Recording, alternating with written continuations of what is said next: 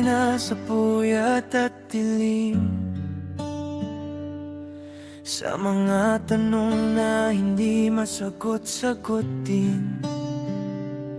Tila ba ang mundo'y huminto sa pag-ikot, puno ng kaba, pag-aalinlangan at takot.